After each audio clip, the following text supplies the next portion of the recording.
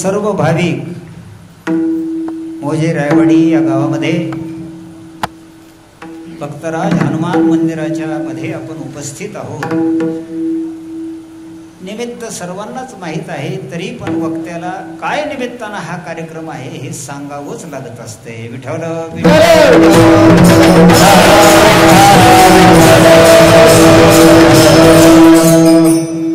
तर निमित्त आहे वैकुंठवासी सौभाग्यवती जिजाबाई ज्ञानोबा सूर्यवंशी यांचं प्रथम वर्ष श्राद्धाच्या निमित्तानं स्वतः ज्ञानोबाजी सूर्यवंशी, त्यांचे वडील चिरंजीव गोविंद ज्ञानोबा सूर्यवंशी आणि त्यांच्यानंतर धाकटे चिरंजीव डॉक्टर हरिभाऊ ज्ञानोबा सूर्यवंशी या सर्व कुटुंबियांनी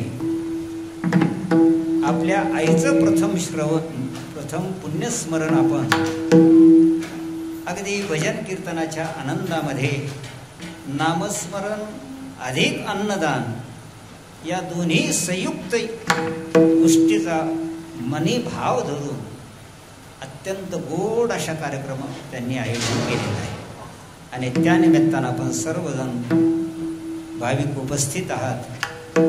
अतिशय गोड गाणारी गायक मंडळी इथं आलेली आहे, ज्यांच्या हातामध्ये अत्यंत गोड आहे असे वादक पण उपस्थित आहे. आणि सर्वात महत्त्वाची गोष्ट तितकेच सुजान श्रोतेही आज उपस्थित आहेत. विठ्ठल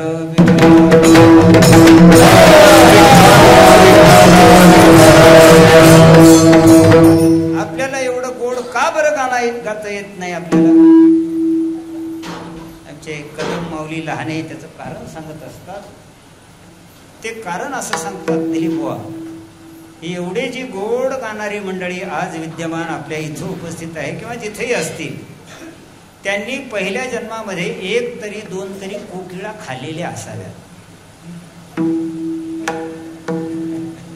ते म्हणतात, मला माहित नाही एवढा गोड गळा कसं काय, कोकिळेचा गोड गळा आहे, मग तो कोण यांच्यात कसा आला?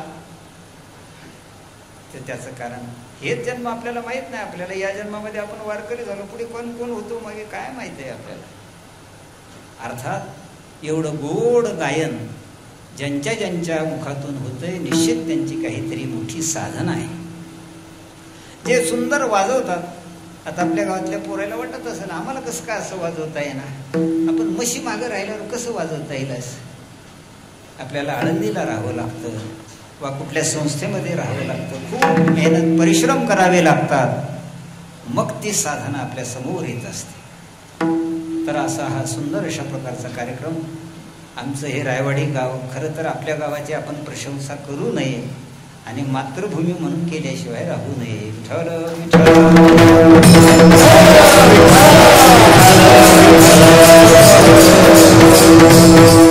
कारण या मातेने किती किती रत्न दिलेत. आज आपल्या गावचे पोलीस पाटील माझे मेहमने म्हणतो, मी त्याला दाजी म्हणतो, भाऊजी म्हणतो, थोडा सर्वे करा तुम्ही. अगदी आपण तुम्ही जन्माला आल्या तेव्हापासूनचा सर्वे करा की आपल्या गावानं रत्न कोणते कोणते दिले या गावात समाजाला. किती साहित्यिक लोक झाले, किती कलाकार लोक झाले, किती शासकीय नोकरीमध्ये कोणत्या कोणत्या पदावर आहेत, आज कोणती कोणती ती पदं भोगण्यासाठी ते त्या पायऱ्यावरती आहेत. असं जरूर माझी एक विनंती आहे, तो सर्वे करून मला त्यांनी द्यावा. म्हणजे माझा आनंद असा वाटेल की ज्या गावात आपण जन्माला आलो ते गाव आमचं खरंच श्रेष्ठ आहे.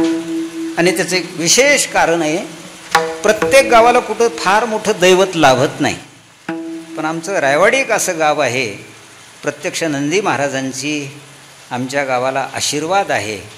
या कोरोनाच्या काळामध्ये किती लोक गेले महाराज, तरी पण भगवंताच्या आशीर्वादानं आपण आज जिवंत आहोत. या मंडपामध्ये आपण कीर्तन ऐकायला आहोत, याचा अर्थ नंदी महाराजांची आपल्यावरती कृपा आहे. विठ्ठल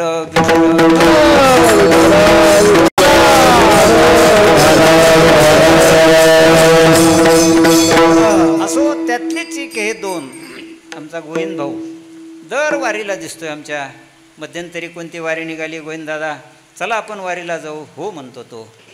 खरं तर पूर्वापार त्यांच्या घराण्यामध्ये वारकरी म्हणून असं काही नव्हतं, पण काय बिचाऱ्याची बुद्धी, काय संगतीचा परिणाम म्हणा, तो पंढरपूरला येतो, पंढरपूरची वारी करतोय आणि त्याचाच परिणाम या घरातली त्यांच्या आईचा काही आशीर्वाद या घराण्याला असावा म्हणून दुसरे चिरंजीव डॉक्टर हरिभाऊ यांनासुद्धा असं वाटलं की आपण ज्या स्थितीवर आज आहोत ते केवळ आणि केवळ आपल्या आईच्या आशीर्वादाचा हा परिणाम आहे असं कदाचित त्यांना वाटलं असावं, म्हणून आपल्या आईचा अंशतः उपकारातून आपण उत्तीर्ण होण्याचा छोटासा प्रयत्न म्हणजे हा कार्यक्रम आहे. विठ्ठल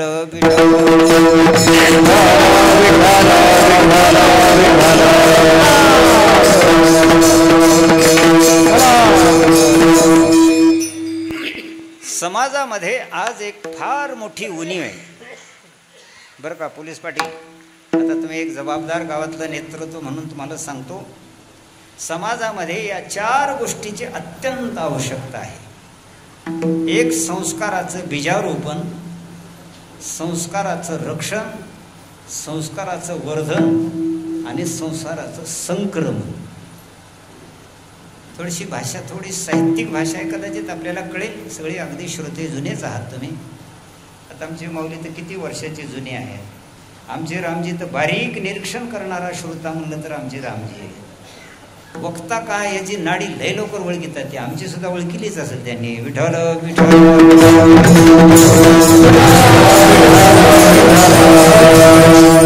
इकडे डाव्या बाजूला महिन्याचे वारकरी आमचे भामदास पवार आहेत, म्हणून आम्ही त्यांच्या तालमीतले.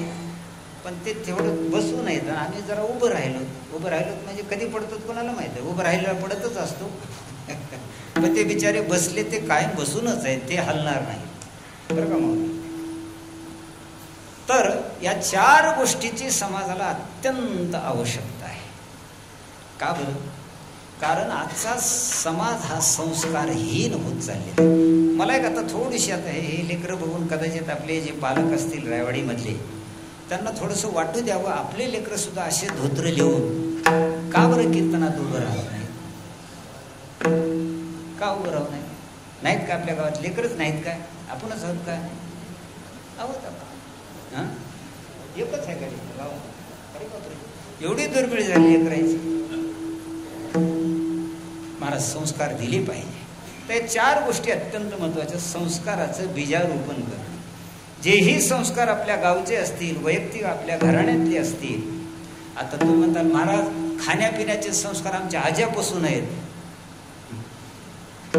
त्याला संस्कार चांगले म्हटल्या जात नाही. संस्कार त्यालाच म्हटलं जाते जे संतांनी स्वीकारलेले ते, जे शास्त्रामध्ये त्याला म्हणतात संस्कार. विठ्ठल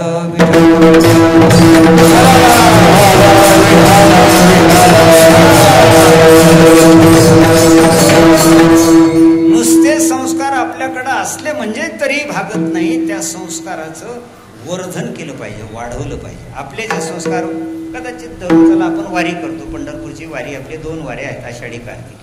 मग ते आपण आपल्या मुलांना सांगायला पाहिजे, बा आम्ही जसं जातो तसं तुम्ही पुन्हा 2 वाऱ्या करायला पाहिजे. भले 2 होत नसतील, 1 तरी तुम्हाला वारी केली पाहिजे.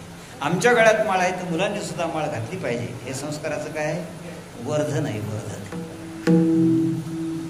संस्काराचं बीजारोपण करणं, संस्काराचं वर्धन करणं, संस्काराचं रक्षण करणं. महाराज फार पिढ्या हे संस्काराचं रक्षण करण्यामध्ये बऱ्याच काही इतिहासामध्ये आपल्याला असे पाहायला मिळतात. आजा वारकरी होता, बाप वारकरी होता, पण पोरानं माळच घातली नाही, झालं खंडित झाला वारकरी संप्रदाय. त्याचं काय झालं पाहिजे? वर्धन झालं पाहिजे. आणि ती 4थी महत्वाची गोष्ट, या संस्काराचं संक्रमण झालं पाहिजे. संक्रमण जसं त्या जुन्या काळामध्ये आट्यापाट्याचा डाव होता. आट्यापाट्या यानं त्याला लोन द्यायचं, मग त्यानं लोन पलीकडच्या घराला द्यायचं, त्यानं लोन तिकडच्या घराला द्यायचं. अशी लोन देण्याची, लोन म्हणजे बँकेचं लोन नाही, कोणतं लोन? तू लोन मला दे, याचा अर्थ बापानं मुलाला द्यायचं, मुलानं त्याच्या मुलाला द्यायचं, त्याच्या मुलानं त्याच्या मुलाला द्यायचं. हे संक्रमण आहे. हे मी एवढं विस्तारानं का सांगितलं? त्याचं एक छोटंसं सूत्र आहे. जोपर्यंत दिशा देत नाही तोपर्यंत दशा बदलत नाही. अतिशय महत्वाचं सूत्र आहे बरं का. जोपर्यंत समाजाला व्यक्तिशः असो की सामाजिक असो आपण दिशा देत नाही तोपर्यंत त्याची दशा नक्कीच बदलत नाही. विठ्ठल विठ्ठल.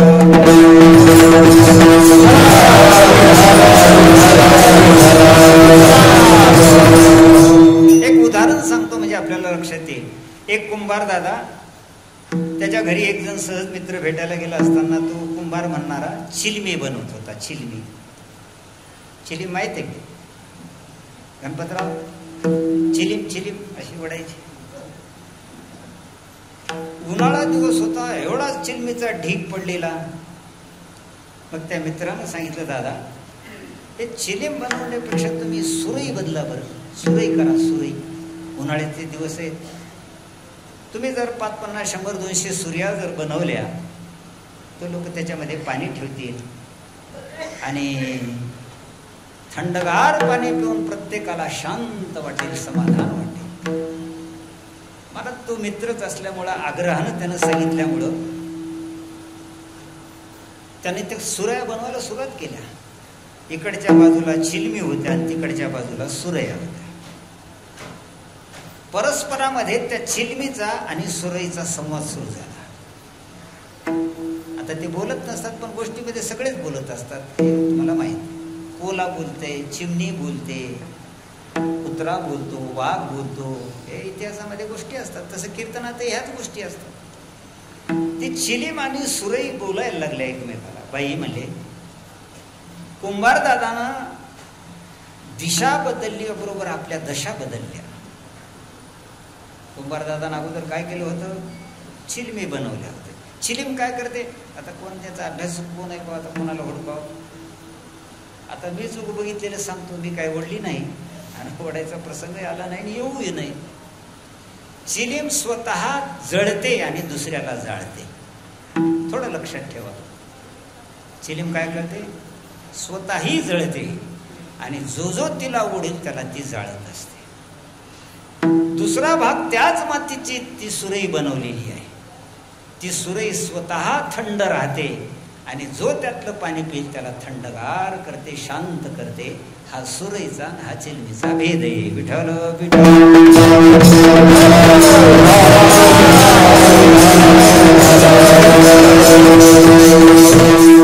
आपलंही जीवन तसंच आहे. चिखलाचा गोळा आहे. काय चिलीम करायची का सुरई करायची, काय करायचं बघा तुम्ही.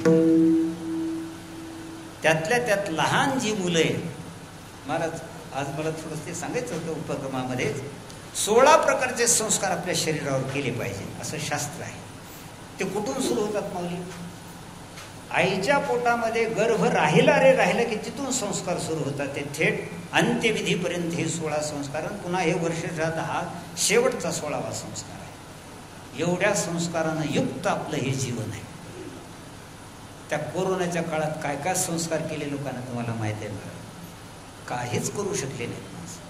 पण शास्त्र असं आहे, आई म्हणा वडील वारल्यापासून महिन्याला श्राद्ध करायचं आणि पूर्ण वर्ष झालं की हे वर्ष श्राद्ध करायचं. अर्थात हे प्रथम पुण्यस्मरण याला म्हणतात. म्हणून निश्चित त्या मातोश्रीनं काहीतरी पुण्य केलेलं असावं. आज माझ्या इतिहासामध्ये म्हणजे जसं इथं रायवाडीला आहे तसं सूर्यवंशी घराण्यामधून किंवा त्यांच्या इतर पाहुण्यापैकी कोणीतरी आई वडिलांची पुण्यतिथी साजरी केली हे मला तरी ऐकवत नाही. आहे तुम्हाला इतिहास? कोणाला आहे ऐकवत? नाही. मला आज आपल्या रायवाडी गावातली ही पहिली घटना आहे की एक सूर्यवंशी समाज सुद्धा आपल्या आईचं पुण्यस्मरण करू शकतो. हे नुसतं बोलून नाही तर प्रत्यक्ष कृतीतून त्यांनी जगासमोर उभं आदर्श केलेला आहे. विठ्ठल विठ्ठल.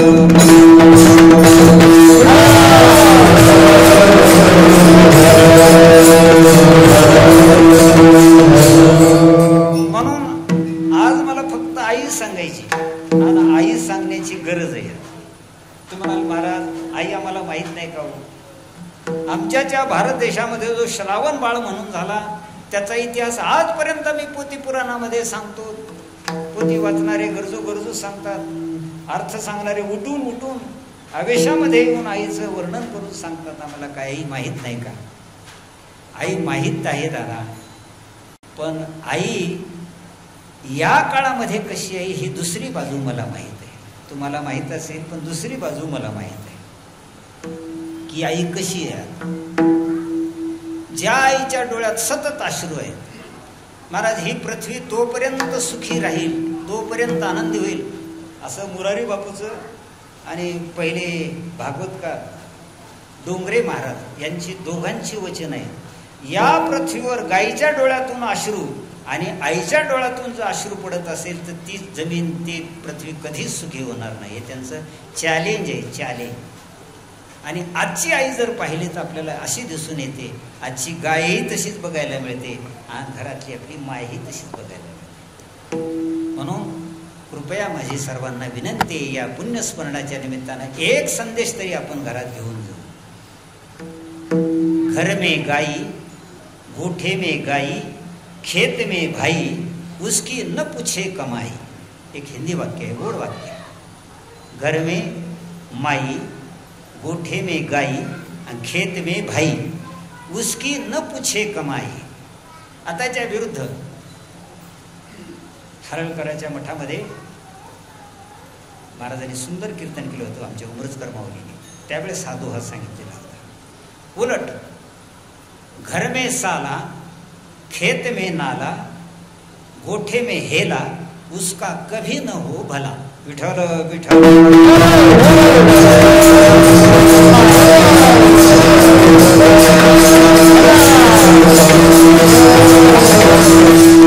कुठे आज आपली आई. एक प्रसिद्ध असं परवाच घडलेलं उदाहरण आहे, पेपरमध्ये का यूट्यूबमध्ये मी बघितलेलं आहे.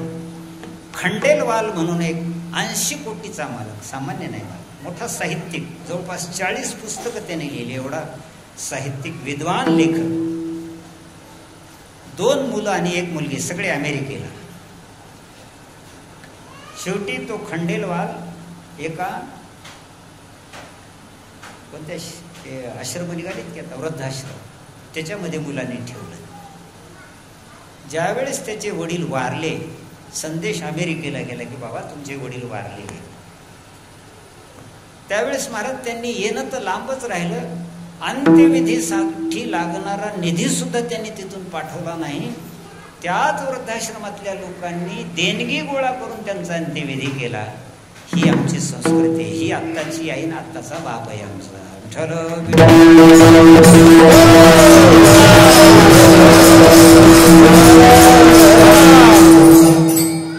परवाची गोष्ट आहे. अहमदपूरच्या वृद्धाश्रमामध्ये असे 2 मुलं, मुलगी सुद्धा अमेरिकेला, जावाई अमेरिकेला, मुलं अमेरिकेला, सुनई अमेरिकेला, एकटाच बापात वृद्धाश्रमामध्ये.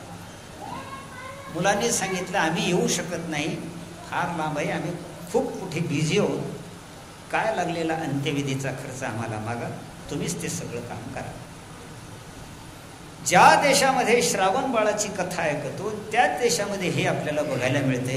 हे स्थित्यंतर का झालं तर त्याची मूळ मी मागे जे 4 कारणं सांगितली तिथे आहेत त्याची मूळ. संस्काराचं बीजारोपण करत नाही आपण, संस्काराचं जतन करत नाही, त्याचं वर्धन करत नाही, त्याचं संक्रमण करत नाही, त्याचा हा परिणाम आपण भोगतोय. विठ्ठल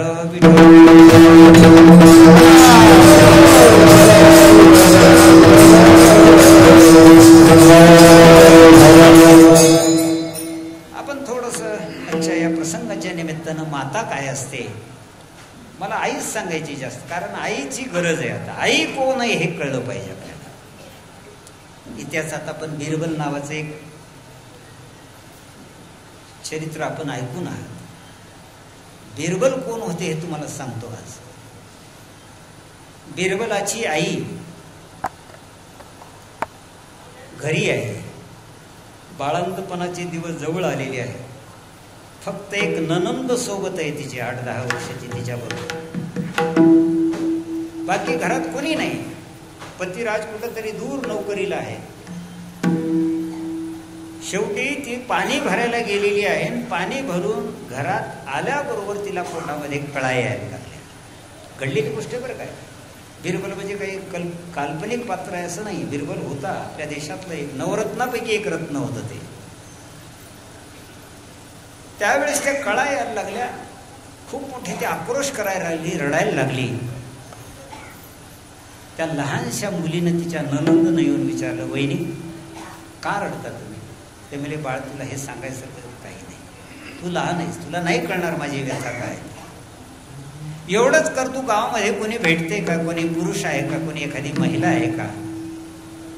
धावत धावत ती मुलगी पारावर गेली तर पारावरती एक महाराज होते. त्या महाराजाला सांगितलं, बाबा माझी वहिनी फारच आक्रोश करून रडते हो, काय झाले काय कुणास ठाऊक आहे, मला माहीत नाही. त्या महात्म्याने अंतर्मनानं थोडंसं चिंतन करून पाहिलं तर तिची अवस्था काय महात्म्याला कळाली. कारण महात्मे हे दूरदर्शी असतात, मला सगळं दृश्य पाहू शकतात, त्यांच्याकडे सगळे सिद्ध्या प्राप्त असतात.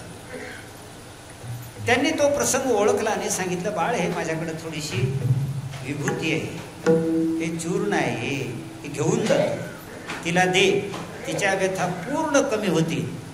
आणि एक गोष्ट सांग, आत्ताच्या आत्ता तू जर बाळंतपण झालीस तर या जगात सर्वात भिकारी कोणतं ते तुझा मुलगा असेल. आणि एक प्रहर जर तू बाळंतीन नाही झालीस तर तुझा मुलगा या जगात एक विद्वान होणार आहे. काय करायचं ते बघ, असा संदेश मात्र माझा देत होते. मला त्या लेकरानं सांगितलं, ते काय होतं, थोडं औषध दिलं, तिची ती पीडा थोडीशी शांत झाली. आणि हे 2 वाक्य ऐकल्याबरोबर तिच्या मनामध्ये असं निर्माण झालं, मी अगोदरच अशी अनाथ, आणि असा मुलगा जर माझ्या पोटी येत असेल तर माझ्या जीवनाला आणि त्या बाळाच्या जीवनाला काही अर्थ नाही. म्हणून त्या महिलेनं काय केलं बापू, काय केलं, तिनं शीर्षासन केलं. आणि ते आता शीर्षासन आम्ही करतो, पण 1 तास तर नक्कीच करू शकत नाही, अर्धा तास करू शकतो जास्तीत जास्त. 3 तास, 1 प्रहर म्हणजे 3 तास. 3 तास त्या बाईनं शीर्षासन केलं. नंतर ते शीर्षासन मोडलं आणि ती प्रसूत झाली. तर आपल्या भारतामध्ये अव्वल दर्जाचा अत्यंत बुद्धिमान मुलगा म्हणून बिरबल तो जन्माला आलेला आहे. आता तशा अवस्थेमध्ये शीर्षासन 3 तास कोणती आई करू शकते? का केलं त्या आईनं? आई म्हणूनच केलं, एवढंच उत्तर देऊ आपण. विठ्ठल विठ्ठल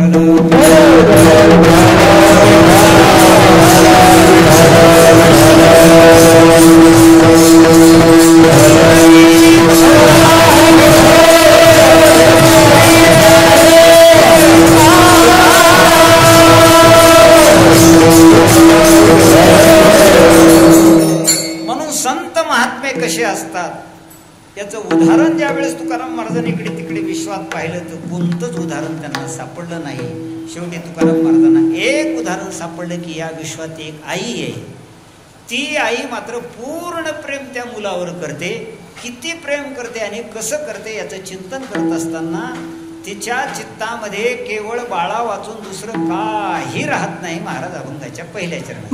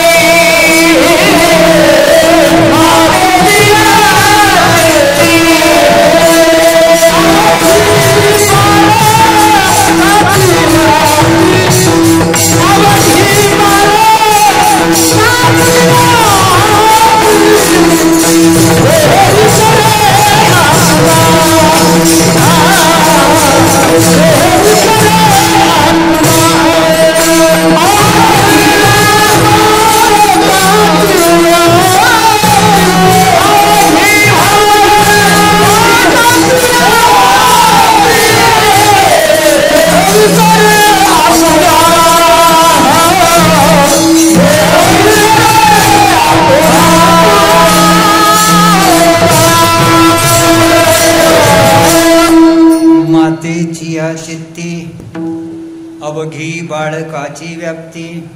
सगळ्याकडं प्रेम आहे महाराज, प्रेम. पण आईचं प्रेम बाळावर जे आहे त्याला कालाची मर्यादा नाही, नव्हे कालाची. मरणानंतर सुद्धा त्याच्या हिताची अपेक्षा करते महाराज. एवढं आईचं हृदय विशाल हृदय आहे. काल परवा उमेश महाराज दशरथे म्हणून सुंदर कीर्तनकार आहे, त्यांनी घडलेला प्रसंग सांगितला माझं कीर्तनामध्ये. असंच पुण्यस्मरणाचं कीर्तन होतं. एक मतिमंद मुलाला घेऊन आई आली. तोंडातून लाळ गळत होती त्या बाळाची, डोळ्यातून पाणी गळत होते. कुपोषित बाळ ते. कीर्तन झालं आणि त्या मातोश्रीनं ते बाळ घेतलं आणि महाराजांच्या चरणावर त्याला नमस्कार करायला लावला. स्वतःही तिनं नमस्कार केला आणि एक आशीर्वाद मागितला महाराजाकडून. महाराज म्हणले मला एक आशीर्वाद द्या. ते म्हणले काय देऊ आई, माझ्याकडे काय आहे आशीर्वाद देण्यासारखं? काहीच आशीर्वाद देऊ नका. हे मूल जे आहे ना, याच्या माझ्या डोळ्यात देखत हे मूल मरावं माझं. काय आशीर्वाद देऊन तिचा बघा. हे जे मूल आहे ना, मी असतानाच मरावं. काय अपेक्षा आहे त्या माईची? मायची मरणोत्तर अपेक्षा अशी आहे, मी जर मरून गेले आणि हे लेकरू जिवंत राहिलं त्याचं कोण करेल? महाराज इथपर्यंतची जी काळजी करत असते ती माता असते. विठ्ठल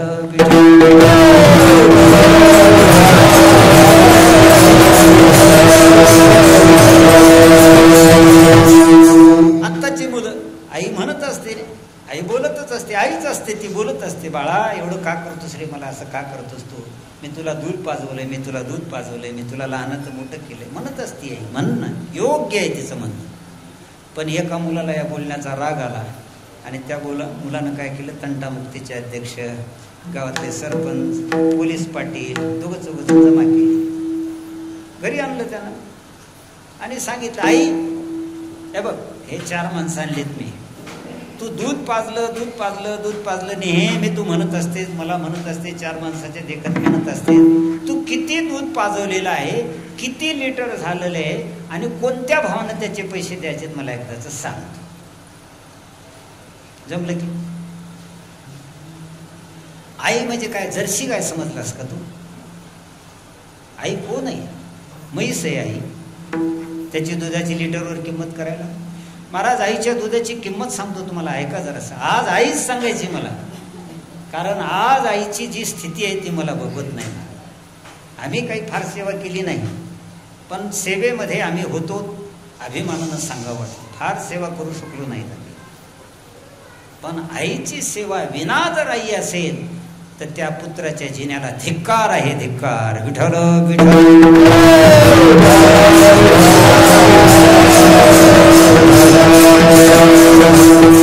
एक नमुना म्हणून सांगतो तुम्हाला. माणसाला ज्यावेळेस त्या अंत्ययात्रेमध्ये नेऊन त्या सरणावरती जाळतात, काय काय राहतं त्याचं? माणसाचं काय राहते? चमडा जळून, चमडी हे मधलं रक्त जळून जातं, मज्जा नाड्या सगळं जळून जाते. काय शिल्लक राहते? दुसऱ्या दिवशी आपण सावडायला जातात ते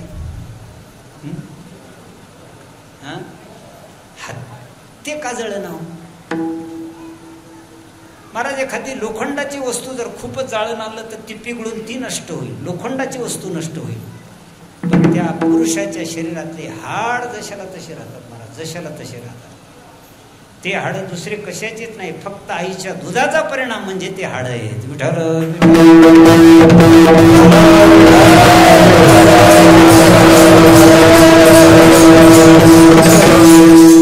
म्हणून आई जोपासली पाहिजे. तुकाराम महाराज सांगतात, त्या लेकराच्या चित्तामध्ये केवळ आणि केवळ, आईच्या चित्तामध्ये केवळ आणि केवळ आहे. मातेची या चित्ती अवघी बाळकाची व्याप्ती.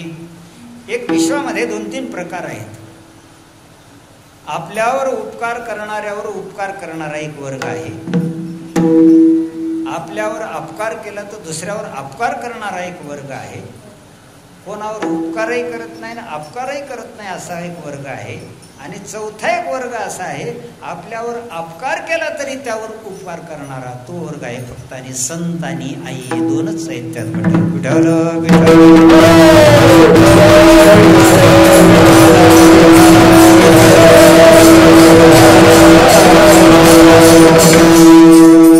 याचे 2 उदाहरणं देणार आहे मी तुम्हाला. 2 उदाहरणं. गुरुवर्य माऊली महाराज उमरजकर आम्हाला या पाठामध्ये कीर्तनामध्ये सांगत असत. काय झालं, एकदा एक महात्मा गंगेमध्ये स्नानाला गेला. कमरे इतक्या पाण्यामध्ये स्नानाला गेल्यावर वरून एक वाहत वाहत विंचू आला. असा एवढा मोठा विंचू. लक्ष देऊन ऐका. फक्त कसा वर्ग कसा या विश्वामध्ये आहे थोडंसं आपल्या लक्षात यावं म्हणून सांगतो. तो विंचू पाहिल्याबरोबर तो महात्माच असल्या कारणानं प्रत्येक भूतमात्रामध्ये ज्याची परमात्मा दृष्टी आहे म्हणून त्यांनी त्या विंचाला बाहेर काढण्याचा प्रयत्न केला. त्यांनी हात घातला. तो विंचू हातावर आल्याबरोबर त्याला बरं वाटलं नाही, एकदम त्यानं दंश केला विंचा. साधू पुरुष त्या विंचवाला बाहेर काढण्याचा प्रयत्न करतोय आणि तो विंचू काय करतो त्या साधूला. हे तिथलीच गोष्ट आहे का, हे कुठेही चालतंय असलंच, हे असेच चालायचे म्हणजे साखरे महाराज म्हणतात. ते तिथंच नाही, हे चौकडच आहे काय कोणास ठाऊक. पुन्हा एकदम हात झटकला, पुन्हा तो विंचू पाण्यात पडला. पुन्हा त्या साधू पुरुषानं हात घातला, पुन्हा तो विंचू हातावर आला, पुन्हा दंश केला. 3 वेळेस झाली अशी घटना. शेजारीचे एक मनुष्य स्नान करत होता. त्याने सांगितलं, महाराज अहो तुम्ही त्याला बाहेर काढण्याचा प्रयत्न करता आणि तुम्ही पुन्हा पुन्हा तो विंचू तुम्हाला चावतो, मरू द्या ना, जाऊ द्या त्याला. त्यावेळेस त्या साधूने दिलेलं त्या त्रयस्थाला उत्तर असं गोड उत्तर आहे महाराज, ते आपल्या कामी आहे. त्या महात्म्यानं सांगितलं, बाबा विंचू आहे कृमी आहे, कृमी योनीतली ती जीव आहे. तो दुसऱ्याला पीडा देणं हे त्याचा स्वभाव आहे. मी साधू आहे, दुसऱ्यावर दया करणं हा माझा स्वभाव आहे. पीडा करणं त्याचा स्वभाव, तो जर सोडत नसेल तर दया करणं हा माझा स्वभाव आहे, मी तो नाही सोडणार. त्या साधूने त्या विंचाला बाहेरच काढलं. दया करने जे पुत्रासी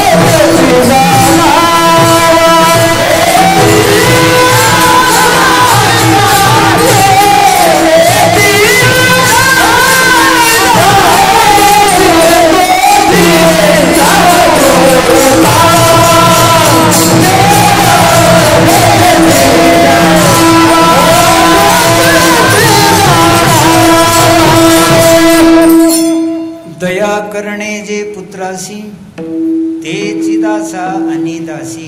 दयेमध्ये फरक करत नाही, तो आपला घरचा आहे का बाहेरचा आहे. महाराज ज्यांचं अपपर हरवलेलं आहे त्याला साधू म्हटल्या जाते. नाठवे अपपर आता काय बा करू, सारी खादो ही सवार पला विचारू. घातला योगक्षेम तुझा पुन्हा भारू, तुकया शरणागता देई अभय करू. विठोबा दान देगा तुझ्या सारखे ना. ज्यांच्या जीवनातलं आप आणि पर संपलेलं आहे, हे माझं आहे हे दुसऱ्याचे आहेत, कधीच भावना नाही. तुकाराम महाराजांच्या चरित्रातली घटना आहे. तुकाराम महाराजांना कोणीतरी शेतामध्ये बोलवलं, ऊसाच्या थळाच्या निमित्तानं बोलवलं. काय पाहुणचार करायचा केला आणि जाता जाता सांगितलं त्या मळेकरांनी, महाराज तुमच्या घरी तर मुलं आहेत, घेऊन जाता का 4 ऊस. द्यायचे असेल तर. एवढा मोठा बारा बांधून महाराजांच्या डोक्यावर ठेवला.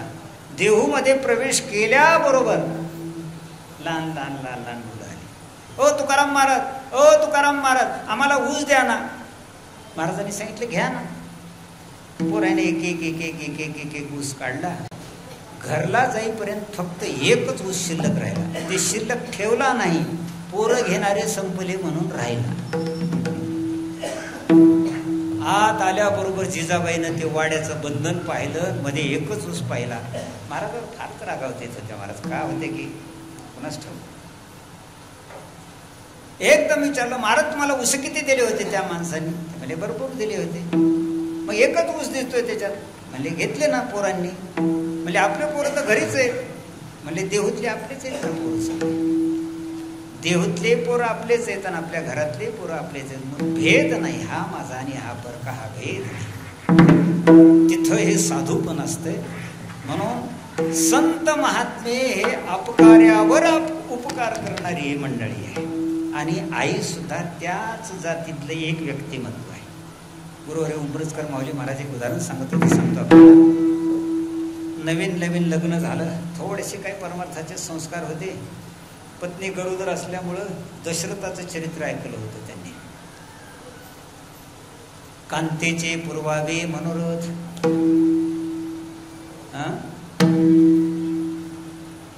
आपल्या स्त्री जर गरोदर असेल तर आपली जी स्त्री ज्या ज्या वस्तू मागते ते मनोरथीचे पूर्ण करावेत. नसता पोराचा कान तरी फुटतो, काहीतरी फुटतो. बाया म्हणतात मला माहित नाही नक्की ते काय ते, पण इतिहासात आहे. राजा दशरथानं जर विचारलं तर आपण सुद्धा आपल्या पत्नीला विचारायला हरकत नाही. म्हणून एकांतात विचारलं तुला काय खावडतं? आता कोणाला मातीच खावडते म्हणा, कोणाला राकोंडा खावडते, कोणाला काय खावडते, कोणाला तिखटच खावडते, कोणाला शिळं खावडते. आणि असं जर खात असतील तर ते लेकर कशी चांगली असतील? हे स्वतंत्र विचाराचा प्रश्न आहे तो. तिला विचारल्याबरोबर तिनं सांगितलं, म्हणले तुम्ही देऊ शकत नाही मला. ते म्हणले घे वचन. माऊली फार गोड सांगायचे, घे वचन. तुझी इच्छा मी पूर्ण करणार नाही, इच्छा माझी पूर्ण करा. असं काही मध्ये येऊ द्यावं लागतं थोडं थोडं. तुझी इच्छा पूर्ण करणार तर मी तुझा पतीच कसा, घे वचन. सगळं पक्क केलं तिनं आणि सांगितलं काय काय नेमकं सांग तू काय पाहिजे तुला. काय नाही म्हणजे तुमच्या माईचं मला काळीच खायचंय. याला प्रश्न पडला एवढा मोठा. मला वाटलं की मुंबईचं मागतीस का कलकत्त्याचं मागतीस, हे तर घरातलंच आहे. म्हणजे काय याला काय वेळ आहे. दुसऱ्या दिवशी स्नान न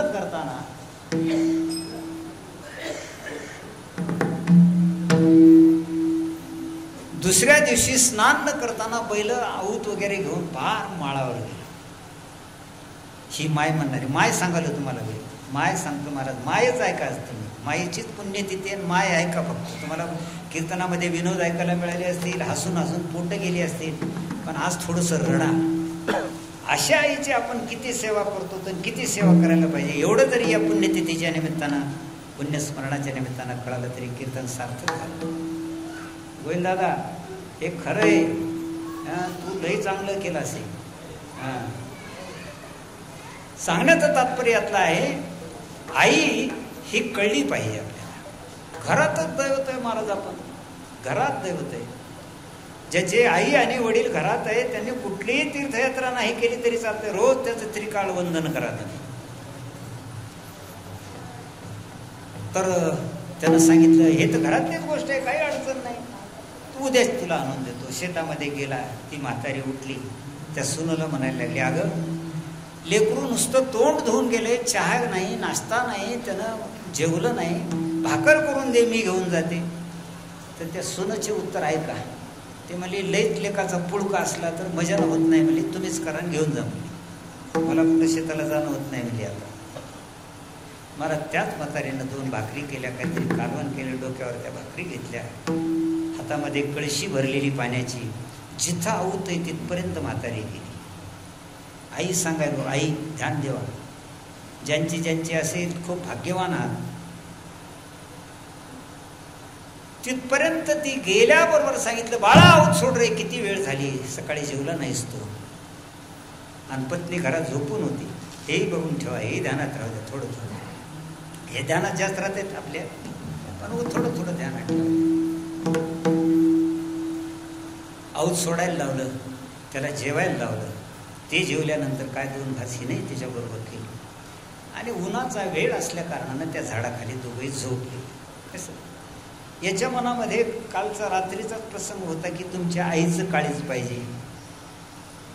पाप करणाऱ्या माणसाला स्थिर चित्त कधीच होऊ शकत नाही महाराज. लिहून घ्या माझ्याकडे. ज्याला पाप करायचंय त्याचं चित्त इतकं चंचल राहतं, इतकं चंचल राहतं की त्याच्या इतकं चंचल वारा नाही.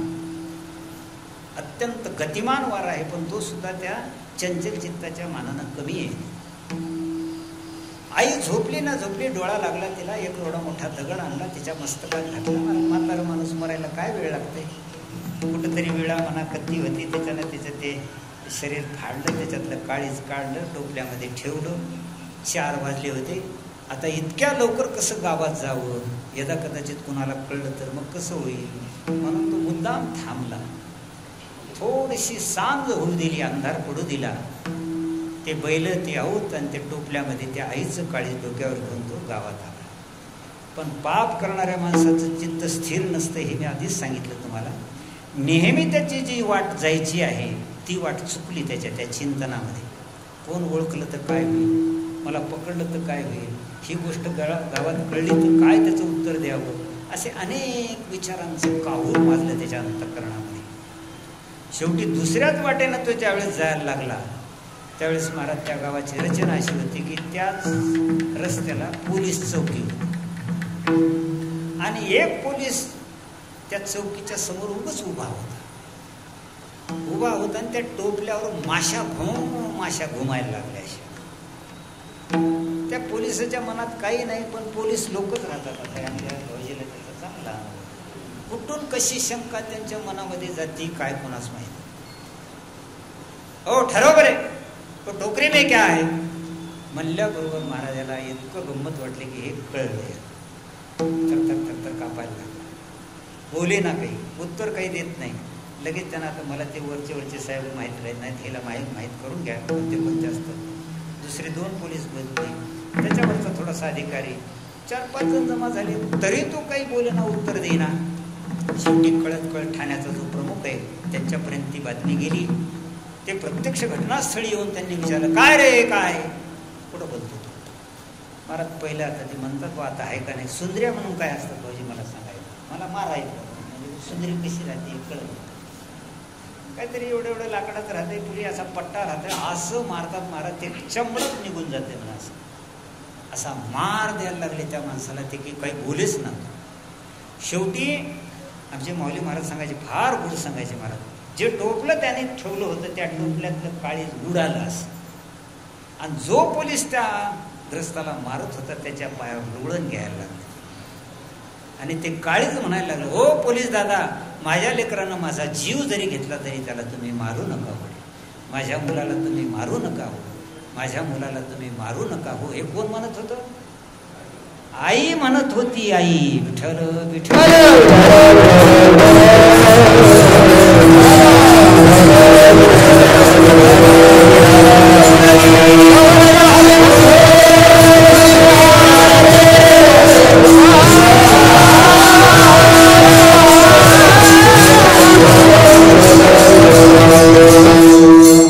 आईच्या प्रेमाला मर्यादाच नाही, कधीच ती बाळाला विसरू शकत नाही. जोपर्यंत हयात आहे तोपर्यंत ते बाळाला विसरू शकत नाही. बाळाच्या पश्चात जीवनाचं सुद्धा जी चिंतन करते, काळजी करते, तिचं नाव आई आहे. म्हणून तुकाराम महाराज सांगतात, मातेची या चित्ती अवघी बाळकाची व्याप्ती. पूर्ण बाळ तिच्या मनात बसलेलं असते. मग एखादी वेळेस आई म्हणणारी शिनून जर शेतातून आली आणि बाळाला जर तिनं जवळ घेतलं तर आईवर तिचा काय परिणाम होतो महाराज अभंगाच्या दुसऱ्या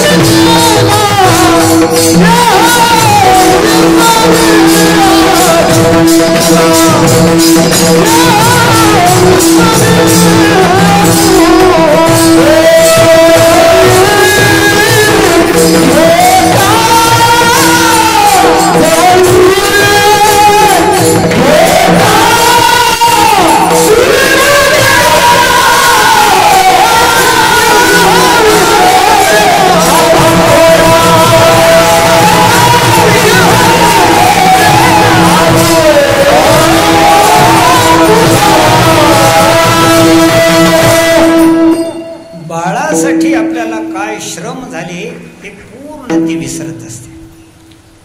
एक घटना इथलीच आहे, अहमदपूरची. डॉक्टर विठ्ठल म्हणून आहेत, डॉक्टर आहेत ते. दोन्ही किडन्या त्यांच्या फेल झालेल्या आहेत. आता ते जे जिवंत आहेत, आईनं एक किडनी त्या बाळाला दिली. आजही एवढा डॉक्टर असून एक रविवारचा दिवस पूर्ण ते आईसाठी देतात. आईच्या मांडीवर झोपतात आजही ते डॉक्टर. त्यांची मुलाखत ऐकली मी. एक दिवस माझ्या आई वडिलांना मी देतो. पूर्ण कुटुंबात एक दिवस मी आनंदानं घालवतो. आजही माझी आई, आज एवढा मोठा डॉक्टर, हजारो ऑपरेशन केलेली, पण त्या डॉक्टरला लहान लेकराला जसं कुरवाळते तशी आई कुरवाळते ती आज. का बरं? सुशिक्षित नाहीत लोक ते.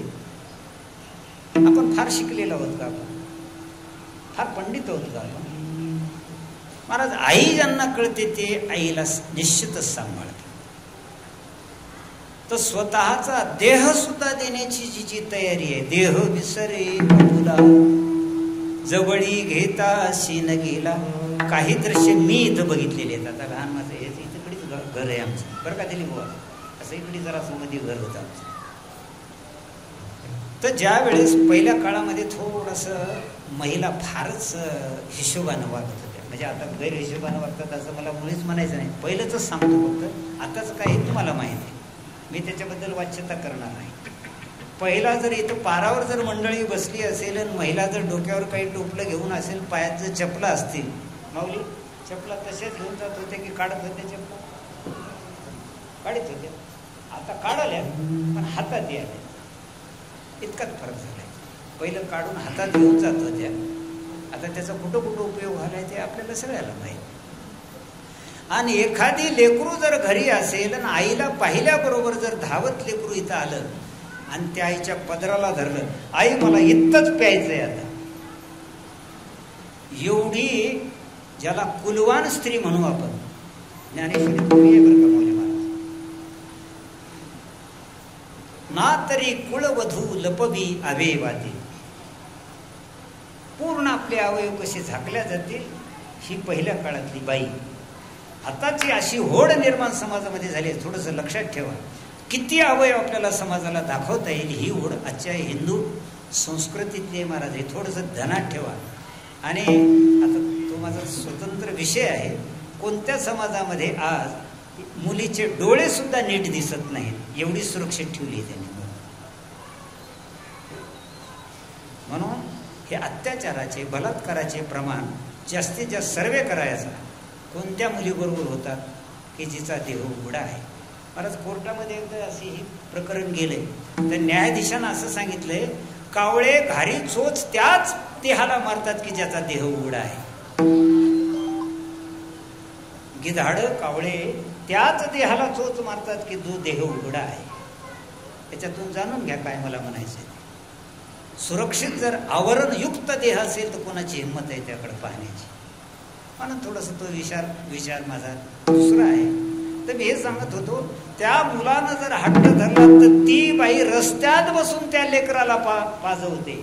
देह विसरे आपुला जवळी घेता शीन गेला. दिवसभर मोलमजुरी केलेली आहे दुसऱ्याच्या शेतात आणि एकदा ते लेकरू येऊन आपल्या काखेत घेतलं, बाळानं स्तन तोंडाला लावलं, त्या बाळाकडे पाहिलं की मला दिवसाचा पूर्ण श्रम ती विसरते. तिला म्हणतात आई. विठ्ठल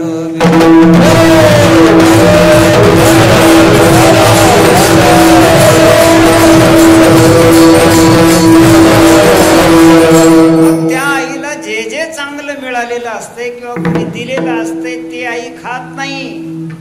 जुने प्रसंग बघा तुम्ही. नंदीपशी जा तुम्ही, इथं कोणता अभिषेक होऊ द्या, नारळाचे तुकडे जर महाराज कोणी प्रसाद म्हणून दिले तर कित्येक आया मी लहानपणी पाहिल्यात ते नाही खात महाराज. आपल्या पदरामध्ये गाठ मारून ठेवणार आणि ते घरी आल्यावर काय करणार? आपल्या बाळाला अभंगाच्या 3ऱ्या चरणात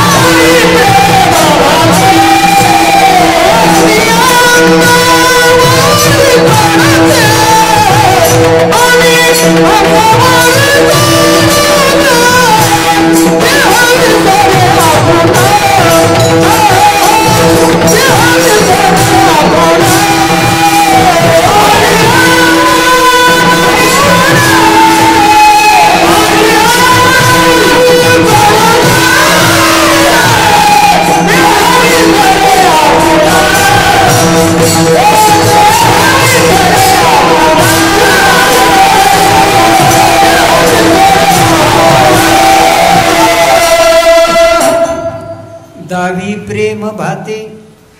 जीही गोष्ट चांगली असेल ती आई कधीच खाणार नाही. आता आईबद्दल, आई असा विचित्र शब्द आहे महाराज. संतांना ज्यावेळेस उदाहरण सापडलं नाही त्यावेळेस आईचं उदाहरण शोधलेलं आहे. अजून एक थोडस बारीक चिंतन सांगतो. आता आमची माऊली आहेत, अन्य बरीच मंडळी आहे. निर्गुण निराकार परमात्मा जसा आहे तसं प्रेम सुद्धा निर्गुण निराकार आहे, त्याला आकार नाही. आणि ज्याला आकार नाही त्याची पूजाही करता येत नाही. ह्या दोन अडचणी होत्या. तसं प्रेम एक तत्व असं आहे की त्याला आकार नाही. आणि प्रेमाची आम्हाला पूजा करायची. प्रेमाची कशी पूजा करा, त्यासाठी ब्रह्मदेव म्हणणाऱ्यानं ही आई निर्माण केली. म्हणून या दोन्ही गोष्टी एकत्र त्या ब्रह्मदेवांना.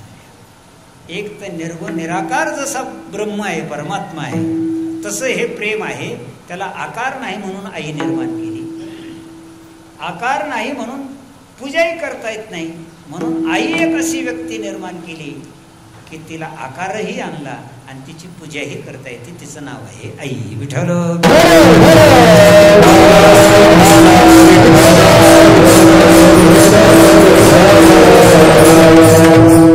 दावी प्रेम भाते आणि अंगावरी चढते.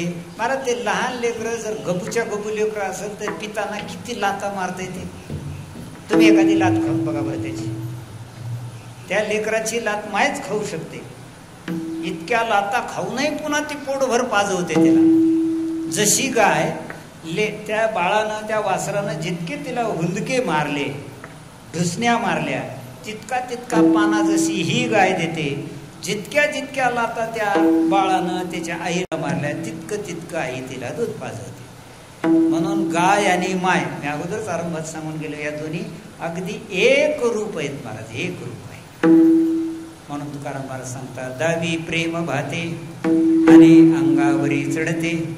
एका माणसानं काय केलं, या आईचे इतके उपकार आहेत मला. एक दिवस तरी आपण आईची अशी सेवा करायची की एक दिवस तरी पहिलं जे आमच्या लहानपणात सेवा केली त्या सेवेतून एक दिवसाचा का होईना मग उत्तीर्ण व्हायचं म्हणून ठरवलं. आई, आज मी तुझी सेवा करणार आहे. ते म्हणली, कर बाळ. मग आई आणि ते बाळ जरा कळतं झालं होतं मोठं म्हणून जवळ झोपलं. बरोबर रात्री 10 वाजता आईनं सांगितलं, बाळा मला तहान लागली रे. आनंद दिला. आता सेवाच करायची ठरली होती, एक दिवस करायची ठरली होती, बाकी नाही. पाणी पिल्याने केलं. त्या माईनं सगळं पाणी त्या आतरणावर सांडलं. ते पोर घेऊन झोपायला गेलं, सगळं थंडगार आतरण, हिवाळ्याचे दिवस. ते म्हणला, माय तुला पाणी पियाला दिलं होतं, पाणी याच्यावर कसं सांडलं? अरे म्हणले, माझ्या हातात निष्ठा झालं बाळा. म्हणजे काय करावं, म्हातारपणामध्ये असंच होते बाळा. झालं. पुन्हा 1:30 वाजू दिला. पुन्हा सांगितलं, बाळा मला ताण लागली. माय मला, इतका हिवाळा तुला ताण कशी लागाली रे? काय व्हायला तरी बाप म्हणली, ताणच लागाली मला. पुन्हा बाळानं पाणी आणून दिलं, थोडं पिलं, पुन्हा पाणी सांडलं. पुन्हा पाणी सांडल्यावर येऊन झोपायला गेलं, थंडगार रात्र. पहिलं काढून टाकलं होतं, दुसरं काढून टाकलं. तिसऱ्या वेळेस पुन्हा 2-2.5च्या दरम्यान आईनं पाणी मागितलं. त्यावेळेस मात्र रागावला. माय म्हणला, काय तू झोपू देतेस की नाही म्हणला मला. आणि काय दिवस ठरला होता, एक दिवस सेवा करायची, रात्रभर फक्त सेवा करायची ठरली. रागावला. आणि त्याही वेळेस आईनं थोडं पाणी पिलं, पुन्हा सांडलं. महाराज रागावला आणि सांगितलं, माय तू काय करेल, इतका येडेपणा, तू चांगली होतीस बघ, आजच कशी बिघडलीस एवढी. मग आईनं शांतपणानं उत्तर दिलं, बाळा एकच रात्र माझी सेवा करायची झाली ती, एवढा तू माझ्यावर क्रोध आहे माणसाला. मजे लुगडे मुतून किती वेळेस भिजले तू आतापर्यंत. हाय त्याला गणित. लेकरू जन्मल्यापासून किती मुतलं असेल ते. आणि माय लेकराला एकीकडं आपलीकडं कधीच झोपत नाही. तिचंच नाव माय, आपल्या कुशीत घेऊन झोपते. किती वेळेस त्या बाळानं माईच्या साड्या बदलल्या नाहीत महाराज. माईनं साड्या यांना अंतरनं बदलली. एका रात्री ते 3 अंतरनं बदलली. मग सांगितलं, आई एक दिवसही मी तुझी सेवा करू शकत नाही. अलोट तुझी सेवा आहे. तुझ्या सेवेला माझा प्रणाम आहे. विठ्ठल विठ्ठल विठ्ठल.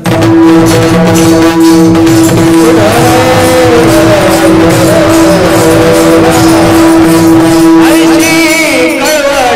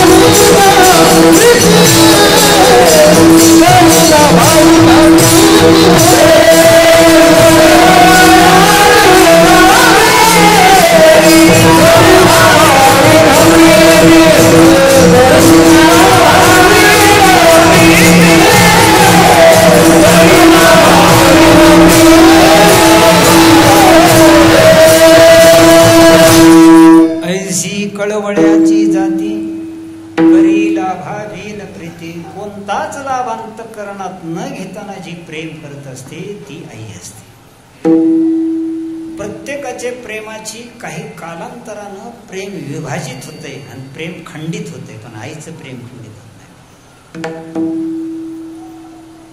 बाईचं पतीवर प्रेम असते. किती काळ? किती काळ? लेकरू होईल. लेकरू झालं की प्रेम कमी झालं. मग लेकरावर ती बाई प्रेम करते. मग त्या लेकरावर प्रेम करते ते किती काळ तिचं टिकतंय? किती काळ म्हणजे अखंड प्रेमाचा स्रोत तिचा वाहत असतो त्या लेकरासाठी. ते प्रेम खंडित होत नाही. उलट त्याला लेकरं झाल्यानंतर त्याचं त्या लेकरावर प्रेम होतं. प्रेमाचा तोंड पुढे पुढे असं शास्त्र सांगतं. प्रेम रिटर्न येत नाही. प्रेम काय होतं? पुढे पुढे प्रवाह चालू असतो.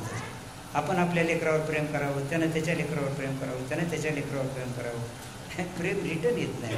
पण आईचं एक अशी विशेष आहे, आईचं लेकरावर पूर्ण प्रेम आहे. पूर्ण प्रेम आहे. एखादी वेळेस पतीवर पूर्ण प्रेम करणारी बाई सुद्धा लेकरू जर मांडीवर असेल, नवरा येऊन बाहेर म्हणतो अगं पाणी दे बरं. अहो म्हणले मांडीवर कोणी दिसत नाही का तुम्हाला? असं बोलू शकते. म्हणजे प्रेम कुठं गेला आता? मालकावर का बाळावर? बाळावर.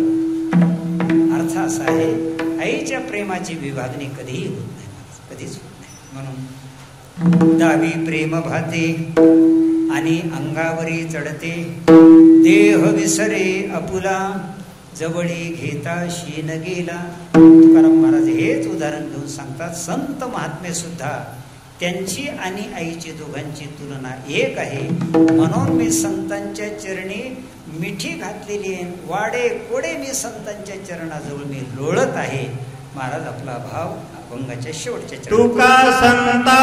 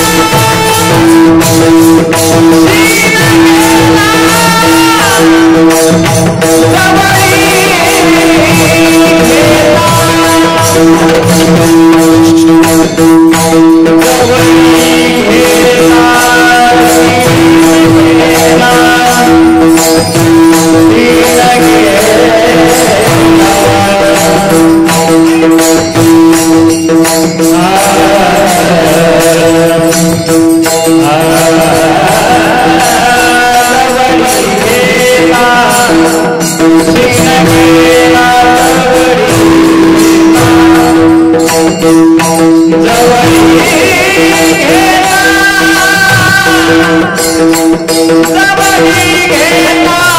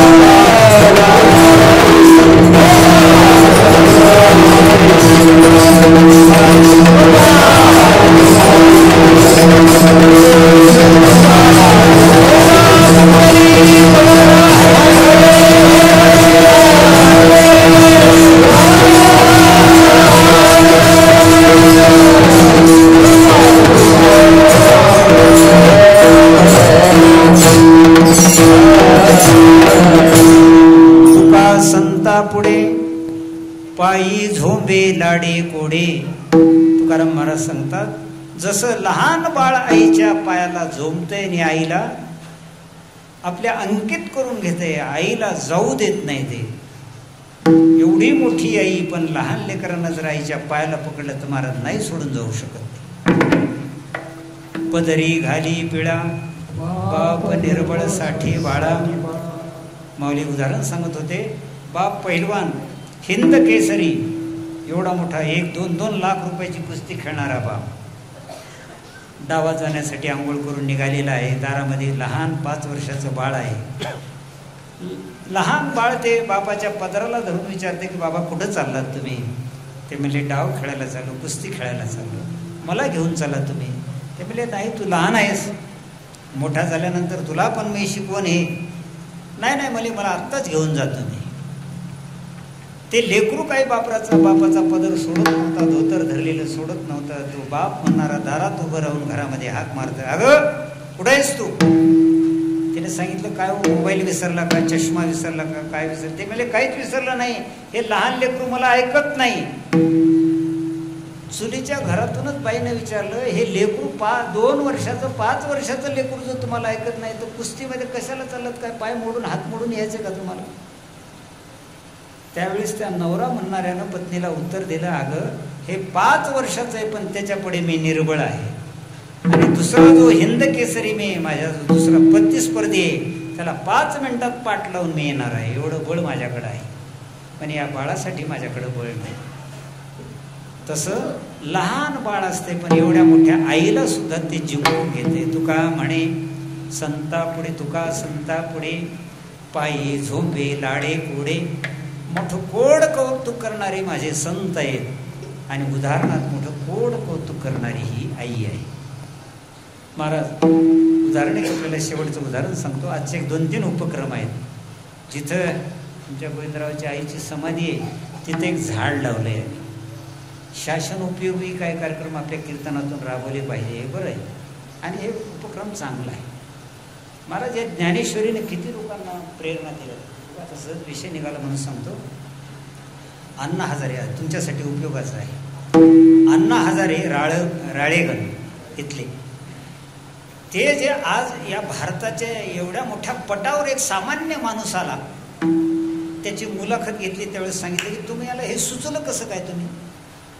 तर त्यांच्या त्या मुलाखतीत असं ऐकलं मी की 3 लाख लोकांनी राळेगणना भेटी दिलेल्या आहेत. पाश्चात्य देशातून सुद्धा लोकांनी येऊन भेटी दिलेल्या आहेत आणि एवढं गाव त्यांनी सुशोभित केलेलं आहे. पण त्यांना अंतस्थ एक पुन्हा प्रश्न त्या पत्रकाराने विचारला की तुम्हाला सुचलं कसं? त्यावेळेस त्यांनी सांगितलं हा फक्त माझ्या ज्ञानेश्वरीचा प्रभाव आहे. नगरीची रसावी जळाशये निर्मावी महावने लावावी नाना विधे. एका ज्ञानेश्वरी महाराजांच्या उवीनं माझ्या जीवनात एवढी क्रांती केली. आज पाश्चात्य लोक सुद्धा माझ्या गावाला भेटी देतात. हा ज्ञानोबारायांचा उपकार आहे.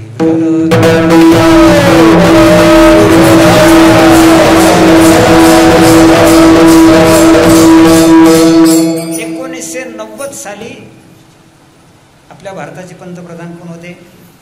राजीव गांधी. त्यावेळेस त्यांनी अमेरिकेला मागणी केली की आम्हाला कॉम्प्युटर हवा आहे. त्यावेळेस अमेरिकेच्या अध्यक्षाने सांगितलं भिकारी देश तुम्हाला कॉम्प्युटरची काय गरज आहे? या भाषेत उत्तर दिलं महाराज. पंतप्रधान नाराज झाले. ज्यावेळेस हा भाग आपल्याच देशातला विश्वनाथ पांडुरंग कराड म्हणून जेईचा विद्यार्थी होता, त्यांनी मुलाखत ऐकली आणि भारताचा झालेला अमेरिकेकडून अपमान सहन झाला नाही. त्याला थेट दिल्लीला गेला. तो पंतप्रधानाशी चर्चा केली आणि सांगितलं जो कॉम्प्युटर तुम्ही अमेरिकेला मागता तो कॉम्प्युटर मी बनवतो, फक्त मला 18 महिन्याचा अवधी द्या. काही तज्ज्ञ लोकांची एक समिती माझ्यासोबत राहू द्या, मी कॉम्प्युटर बनवतो. महाराज त्यानं 18 महिने नाही लागू दिले, 12 महिन्यात कॉम्प्युटर बनवलं. ते नुसता कॉम्प्युटर नाही, महाकॉम्प्युटर बनवलं. ज्यावेळेस दिल्लीला त्याला बोलवलं गेलं आणि पंतप्रधानाच्या हातेच त्याचा सत्कार ठेवला. ज्यावेळेस तो हार दिला त्या मुलानं तो हार स्वीकारला नाही, पिशवीत ठेवला पत्रकारांनी विचारलं, पंतप्रधान तुमचा सन्मान करत असताना तुम्ही हार का घेतला नाही? त्यावेळेस त्यांनी सांगितलं, हा हार मी पहिले माझ्या ज्ञानेश्वरीला घालणार आहे, कारण ज्ञानेश्वरीनं मला प्रेरणा दिलेली आहे. अभ्यासासी काही सर्वथा दुष्कर नाही, म्हणून माझ्या ठाई अभ्यासे मिळ. ही ज्ञानेश्वरीची ओवी वाचून मी अभ्यासामध्ये प्रवृत्त झालो आणि या भारताला महाकॉम्प्युटर मी देऊ शकतो. हे कराडचे शब्द आहे. त्यावेळेस अमेरिकेला ज्यावेळेस कळालं की भारतात सुद्धा महाकॉम्प्युटर बनवला, महासंगणक बनवला यांनी, त्यावेळेस तिथला एक दूत आला आणि यांना मागणी केली, तुम्ही अमेरिकेत चला, अमेरिकेत चला, तुम्हाला तिथं घर मिळेल, तुमच्या मनावर जी म्हणाल ती पगारी सॅलरी आम्ही तुम्हाला देऊ, आमच्या अध्यक्षाचं तुम्हाला बोलवून आहे. त्यावेळेस या बहादरांना असं उत्तर दिले, त्यावेळेस 100 कोटी लोक आपले भारतातले होते आणि 11 कोटी लोक अमेरिकेत होते. अशा भिकारी देशामध्ये मी नोकरी करू शकत नाही, म्हणून असं सडेतोड उत्तर त्या कराडने त्यांना दिलेलं आहे. हे मी का सांगालो, आपल्या भारत देशामध्ये ही ज्ञानेश्वरी आई आहे आमची, ज्ञानोबाराय आमची आई आहे, संत महात्मे आमची आई आहे. म्हणून या संतांच्या पायी आम्ही एकदा जी मिठी मारली, मोठं झोपू त्यांच्या पायाला, मोठं कोड आमचं ते पुरवतील, या इच्छेनं तुकाराम महाराज या अभंगामध्ये संताबरोबर मातेचा महिमा असा दुहेरी महिमा या अभंगात त्यांनी व्यक्त केलेला आहे. सेवा आपली संपलेली आहे.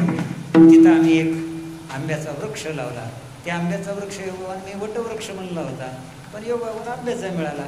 आंब्याचा मिळाला, अजून मला आनंद असा झाला की ज्या मातेनं हे 2 आंबे आम्हाला दिले. आज आमच्या रायवाडी गावाला एक गोविंदेव आणि तो हरी, डॉक्टर हरी, हे 2 आंबे दिलेत. आता त्या आंब्यापासून जितकी आणखी फळं मिळतील तसं यांच्याच परिवारामध्ये आणखी असे गोड गोड आंबे निर्माण व्हावेत, म्हणून त्या मातेच्या समाधीच्या शेजारी ते आंब्याचं झाड लावलेलं आहे.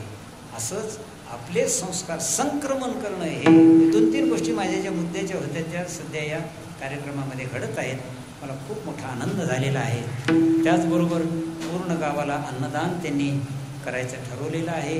त्याचबरोबर इथं जी भजनी मंडळी आली त्यांना वस्त्रदानही व्हावं, अन्नदानही व्हावं, नामदानही व्हावं, असा एक अभूतपूर्व अशा प्रकारचा कार्यक्रम या दोघा भावांनी, त्यांचे पिताश्री या सर्वांनी केलेला आहे. त्यांच्या चरणी शतशः नमन करू आपण आणि त्यांच्यापासून प्रेरणा घेऊ की आज आमच्या रायवाडीच्या इतिहासात न भूतो न भविष्यती ही गोष्ट यांनी घडवून आणली आणि यांची प्रेरणा घेऊन सुद्धा आईच्या सेवेमध्ये आम्ही कसे प्रवृत्त होऊ, हे ज्या दिवशी आपण आपल्या मनात घेऊ त्या दिवशी आपण मातोश्री जिजाईची पुण्यतिथी साजरी केली असं म्हणू. ज्ञानेश्वर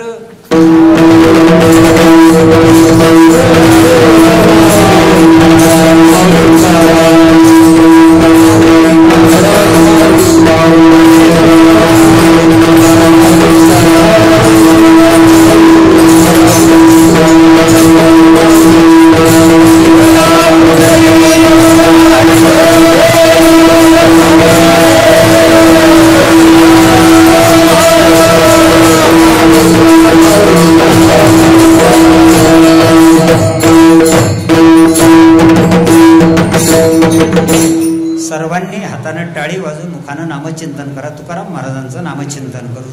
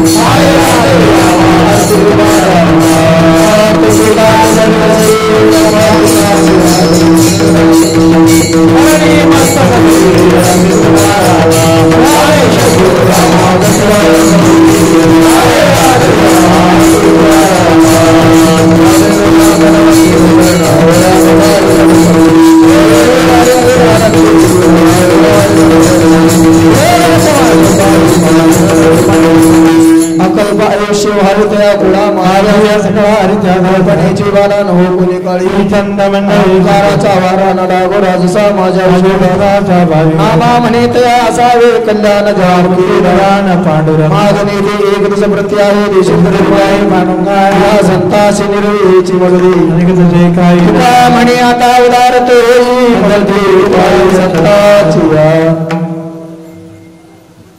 धन्यवाद।